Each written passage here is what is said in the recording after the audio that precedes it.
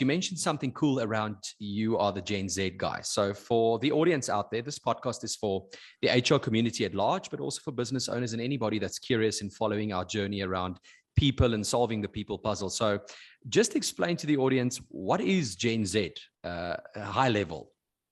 Sure. So Gen Z is defined as the generation aged currently between the oldest being 1995 and the youngest being 2010. So we're looking at about the oldest being 25 and the youngest being 13. The working Gen Z is from 16 to 25. So we're seeing a lot of young people that are entering the workforce, both as article clerks or as interns or, first, in sales departments, whatever it may be. That first generation coming in is the working generation, which is mostly from 18 to 25 years old. Okay, amazing. Okay, 16 to 25, more or less, right? So you're all right. So if I think of the job market and the clients that we're dealing with, it is typically those young professionals who just started. With Wamley and our clients, obviously the solution and the majority of our time spent is in the world of attraction and selection and onboarding, getting this generation into the organization. And there's been a lot of conversation, a lot of research around generations and, what drives generations? What do they want? Do we treat them differently? Are they special? These are some of these open-ended questions that I love to just discuss about. And I'm so thankful to have someone that represents that group on the podcast to create some context. So let's start off by just going into some of this. So firstly, let's begin with, what is this Gen Z looking for? Is it different to the millennials, the baby boomers, the Gen Ys? Or is this just part of like a colorful conversation and it's not really that different? So, I always like to start off by making a joke and saying, every generation thinks the previous one or the older one is lazy. So I always get comments and say millennials think Gen Z are lazy and Gen X think millennials are lazy. And so there's this continuum that everyone thinks everyone's lazy. However, there are some key generational defining moments, such as 2008 crash, such as the COVID-19. So there are some specific events, we call them generational events, that occur that really define who, as a whole, Gen Z. So obviously, a 13-year-old's experience versus a 25-year-old's experience is very different, because the one's working in an environment or in the last year of university, and the other one's just entering high school. But yet, because of the way they were integrated into technology, most of Gen Z grew up with the internet. That's all they've ever known. And so when we even look from a managerial point of view, is they're expecting technology to work. They're expecting technology to be there. There is no going into an interview or going into being onboarded into a company and, okay, this is how an email works, and this is how the CRM works, and this is how we're going to integrate, and this is the technology we're using. They just expect it. And so those are some of the key characteristics of Gen Z. Is number one, they expect technology to just work and to be there. But also, because of their awareness and exposure to technology, they're also highly influenced by it.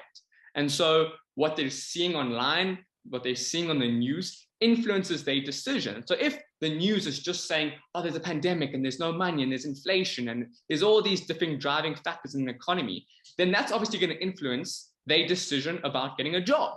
And that's why one of the things that they're looking for from an attraction point of view is a salary range and growth potential within a job.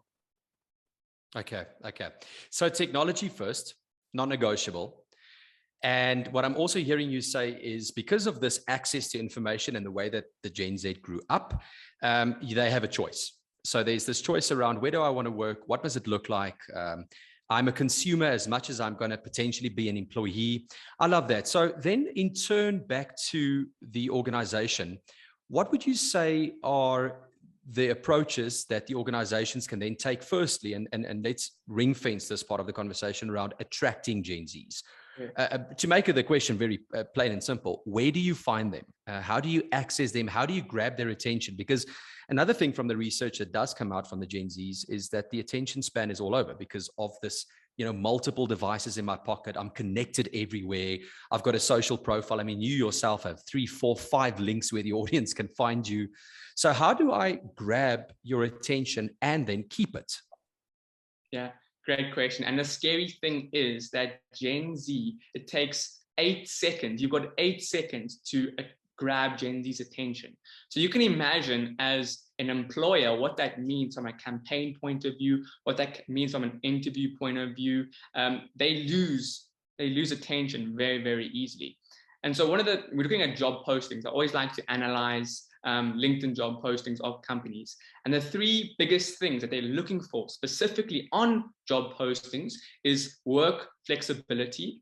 Do they like the co-workers? Do they like their boss? Now, obviously, it's difficult when you're interviewing someone. They don't meet the head manager in that department, so they're not going to even expose to that. But they are looking at, therefore, then the social causes. So when they go to the website, are your companies supporting social causes like human trafficking, like human hunger? These social causes that the world are facing. So these are very important when they're evaluating a job posting. They're looking at work flexibility. They're looking at salary range, with a lot of companies surprisingly don't add. So if I look at Deloitte, I recently analyzed their job postings, and they do not include the salary range. They do not include, is it remote working? Is it 3 to 4 days? Because Gen Z also have an optimized range that they want to be online and in the office, which we can actually go into as well. Yeah, that's super interesting. I think I'm hearing a couple of things. Firstly, transparency. So in the way that you advertise, are you transparent around what can be expected from the organization and from your specific job, the people you work with, who you report into? What's the remuneration going to be like? Do I have a choice in terms of the way I want to work? Now, I'm going to play a bit of a devil's advocate here, because we do know a lot of older generation individuals, or should I say more experienced, who kind of listen to this and then at times go, well, I don't really care. If you want a job, come and work for me. If you don't want a job, then bad luck. I'll find someone else.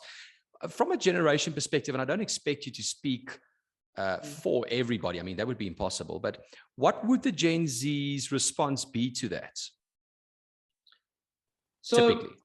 Yeah, I mean, obviously there's a lot of truth to both arguments in terms of, hey, like we'll find someone who's willing to do the job, and actually we want someone who's happy within the job. But unfortunately, the average, and you actually mentioned this in one of your presentations, the average the hiring process costs 57,000 Rand per person, right? So you can imagine a company spending that amount of money just to find one person, and then they're only spending 3 to 6 months, a year even, at the company. That loss is massive when it comes to retention. And so when I'm speaking to business leaders and execs, they're saying to me, we had the attitude that, hey, like, we don't really care and we can replace you like this. But the reality is that even when we get someone who says they committed, even when we get someone who's acceptance of the remuneration, they're still not satisfied. And then we're now entering this thing called quiet quitting, which is basically when the respondent is not actually working at a proficient level. They're just there. So what is it worth spending all this time, energy, and money hiring a person when actually they're building their own side hustle, when actually they're wanting to leave anyways? So now I always pose the question back to the people that are looking to hire more experienced recruiting agencies, and that is it worth it? Is it worth spending all that time and money if you're not going to get the return? Because at the end of the day, business is about return. And so whether we actually say we care about people, at the end of the day, they're looking at the balance sheet and saying, if it's not bringing in, we're going to replace them. And I say, if you want the balance sheet to look net positive, then you want to hire the right people. Yeah. A lot of truth in that. I agree with you. I think ultimately it is a transaction and it's about value. And can I create a space, a work environment, a culture where you can thrive? And while you are thriving, I'm getting value from you, and therefore I'm remunerating you for it for a specific period. I think gone are the days where, it is expected of someone to stay for 10, 15, 20 years in a job. I actually heard a podcast this morning speaking about this concept of a portfolio of jobs. And so the idea of a generation, or, anybody who's inclined to want to be intrigued by multiple challenges, different landscapes, different contexts, actually have a portfolio of jobs that they're busy with. And so this Thursday, I'm the CTO for a tech startup, and Monday to Wednesday, I'm in my normal job, and on Fridays I'm doing research, I'm on a podcast, or I'm getting myself out there. So we're seeing more of that. And of course, what happened in COVID with the great resignation, the world being smaller, the smaller talent pools, you are seeing that there is a scarcity for talent. And it's actually a global thing. I recently read research around 86% of organizations globally address this issue of scarcity of talent. And so, being picky at times can become quite naive around the transaction and what I actually require. I like that. You spoke about specific tactics for hiring. I'd love to pick your brain around what Gen Z specific tactics should organizations look for when hiring graduates, interns, young professionals? And then I'll bring in some of my experience around if that sounds different to what we see organizations typically doing from a hiring perspective. Sure. And just to comment back on that brilliant point that you just made, I've integrated a statement called Side Hustle Fridays into a lot of the client work that we do, which basically mentions that from 1 to 5 p.m. every third Friday, the company allows their employees to work on their side hustles or NGOs that they support. And what that does is we know that they're doing it anyways, but if we can give them an opportunity as leaders to actually say, we support this, we acknowledge this, we've seen a great response from that, from a cultural point of view, and from That's cool. Genuine, I'm happy. So I just want to make that really cool. That's really cool. That's really cool. So yeah, it's just to speak about attraction and Gen Z and what are they looking for and all that. We know that they're looking at social media. So what an interesting stat, which is regards to social media, TikTok, the fastest growing demographic on TikTok is age 38 to 55, which is very surprising. And the one would expect it to be like really young, right? Correct. And that's just a misconception based on the content that's being produced and because a lot of parents see their kids, posting videos. And on LinkedIn, the fastest growing demographic is actually Gen Z. And one of the characters, which I mentioned in the beginning, is that Gen Z grew up with their parents facing the 2008 crash. So they realized that I need to support my parents, I need to make money, and I actually need to get my finances in order, which a lot of people deny. I don't think Gen Z even considers that. It's all about gaming, it's all about partying, it's all about the good life, which they do enjoy, but at the same time, they're very considerate of that. And that can also be a good thing and a bad thing. But from a pain point, that's a great marketing angle to take. Hey, do you want to support your parents? Do you want to create a financial freedom in your life? Do you want to set up a great career path to financial success? Then our company gives you the tools and resources to also do that, right? And step and leverage those pain points, because again, humans are humans. And whether we're talking about Gen Z, you'll know best, that it's all psychology. It's all we're just humans as we are. And so I really encourage companies to look at it from that point of view. Are you posting on LinkedIn if you're wanting young talent? And be very specific about exactly what you're looking for. Because as much as Gen Z, millennials are known as the teen generation and Gen Z are known as the individuals. They want to do the work by themselves, right? And so they will be very specific. And if you can create the expectations very clear, this is the type of person we're looking for, this is the role, this is the work, this is how we want it done, these are the requirements in terms of work, then I think you can be much better. And so even being more authentic than companies already are is a great attraction to Gen Z. And we know that we're seeing that wherever that may be online. Yeah, that's super interesting. I think I'm hearing two things. Firstly, the messaging should be targeted at the audience. And I agree with you. I too often see job profiles and job ads that go out are extremely generic. They're not really targeting who you are looking to attract. And that's kind of the weird thing around the world of recruiting is you have a desire, you have a need, you want to fill a vacancy. And so you put yourself out there and now you wait. And it's almost like now it's not in my control. I'm just hoping that the right talent sees it, responds to it, goes through the motions, and then is a successful hire. Where I agree with you, we should be really pedantic and intentional around the message and who we hope to target. I guess together with that, there are some interesting tools and techniques around using these platforms to actually show that ad in front of the right audience, using some paid campaign, AI, ML, whatever that looks like. On that is 56% of Gen Z will buy a product if their favorite influencer is using it. So they're inclined based on someone else, which also goes back to another theory, which is called the social comparison theory, which basically states that these generation make decisions based on the judgment of others online. And so, for example, if Francois de Wet at Whammy has got an incredible brand and is speaking everywhere and doing great things, and I, Marko Stavrou, work for you, and people are seeing me work for you and being associated with you, they want to come and join the party at Whammy too. And so we even see people like Gary Vaynerchuk. He's done this really well, where he gets thousands of applications from interns and university graduates every single year. Why? Because he's created a social comparison theory based on his companies, where everyone wants to work for him and everyone wants to work for his companies. And whether they like it or not, subconsciously, they're performing better, they're more committed, they're more willing to work according to the salary. And that's also an interesting theory and idea as leaders to think about. Are we building, even maybe not be our own personal brands, but our company brands? How powerful are our company brands? Because most companies that I'm looking at, their brands are not great. And that's why Standard Bank's just hired me, is to actually help grow and develop their overall brand within their internal customer base and external stakeholders. Sure. Yeah, that's cool. I think, we often get to speak about EVP, employee value proposition, and the culture and the brand, and, how are you perceived from the outside? But the how, I guess, often gets missed. And there's an opportunity, especially for your generation, to kind of really zoom in and get to know. And I guess it's the same for all the other generations, as well as the type of individuals that you want to attract, is you should really granular try and understand what is the target audience, what gets them motivated. So there's definitely a massive business case for that. I'd like for us to move on. Okay, so now I've attracted you.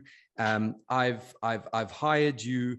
Let's speak a bit about retention, and then also this idea of the gig economy and the effect of that on large corporates.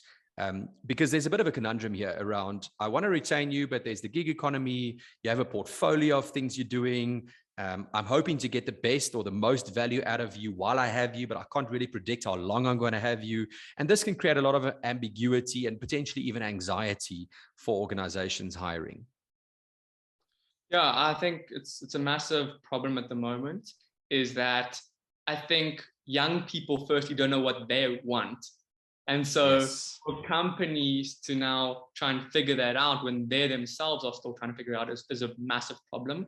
46% of Gen Z after COVID are reconsidering their careers. They're changing careers. So what does that mean from a company point of view? When you hire someone, that person can change their mind in an instant and say, actually, I don't want to be an accountant, or I don't want to be an actuary. And then there's nothing you can do. You could have gone through the best process, the best video interviews, and that could just happen. So I think that's a massive challenge, just from a human development point of view, is that most HR managers are doing more parenting than everything else. They're actually having to parent these young people and teach them about how to communicate and how to just show up appropriately and how to deal with this massive problem of mental health, which is real, but then also there's young people who just take advantage of it. And so they'll call in 6 days and they'll say, oh, my mental health, when actually they just don't like their job and they don't like the career they've chosen because their parents forced them to go down a path that actually they didn't make or choose. Yeah. Look, the question actually then becomes, do we worry about retention at all if we can't control it? And I always tell clients and individuals I speak with, there are certain things that you can control, and then there are things that you can't. Someone making it, changing their decision or having an aha moment somewhere, you don't really have control over that, right? So for me, my approach to this would be to say, in the moment, while I have you, can I extract the value that is going to impact the bottom line, that is going to add to the piece in the business that we've appointed you in to make a difference? And then from there, I guess there are some micro factors that one can look at: the culture, the leadership. You spoke about work-life balance. In one of the previous podcasts, we had Dora speaking about work-life harmony, which was such an interesting concept for me. And I really resonated with that a lot, because a lot of these concepts, COVID broke. Like, There's a new world. We are in the fourth industrial revolution. It's not coming. Machines aren't coming. They're here already. And Gen Z grew up with that. So, what can you in your immediate environment look at, work on, have an impact on, and then from there, just, kind of go with it and get the value for now. I agree. And for the sake of your audience as well, is let's look at those controllable variables, because a lot of companies are leaving a lot of money on the table, not doing them well. And so before we jump in and say, okay, cool, the employees and the hiring process, just like evaluate your company's processes, the things that that WAMI is working on as well, in terms of their overall brand, their hiring process, their interview process, optimizing that to the best possible, and work on that, because that will just naturally and organically attract the best people. And when you're attracting the best people, there's a higher chance of probability of you then retaining for a longer period. And when you're retaining for a longer period, then your balance sheet's going to look better. And so it's kind of just, a flow that works together. And that's why even institutions such as Standard Bank and government organizations that I'm working with are realizing, like, hey, we need to get our ducks in a row before we start looking and spending all this time and money on improving our systems and improving the people. And that will come as a cause of our changes that we've made internally. Yeah, I mean, spot on. There's a call to action to everybody to reevaluate how we are doing things. And I guess it's always been that way. I think COVID accelerated and put a bit of a focus on it to say, okay, well, it's always been an agenda item, but let's do it now. We have to. I want to land the plane with us, Marko. Let's circle just a bit back to Hustlers Global, your vision, where you going, what do you hope to achieve? Do you see potential in South Africa? What would that message be to the younger audience listening here around your thoughts of employment, the country, the economy? We all know what's going on. What does an 18-year-old think about all of this? Yeah, and I'm hoping that it's also an encouragement to the older people and more experienced as well, because I know that there is a big worry about this talent pool, this educational pool that's just leaving the country. But I'm very positive. And as I mentioned in the beginning, I'm not sure if it's because of my immigrant past and, where I've come from and my grandparents, kind of my family influence, but I've made a decision, which at times, obviously, I question due to all the factors happening in South Africa, but I've made a decision to commit to staying in this country for the next 10 years and solving its problems. And that's part of also Hustlers Global's uniqueness, is we're committed to helping Gen Z entrepreneurs scale their businesses faster with less money within Africa and beyond. It's a global company, but that is our mission. And also my commitment, and for those people listening, is that if we are continuously looking at the negatives, we will never see the positives, and we will never get the positive results.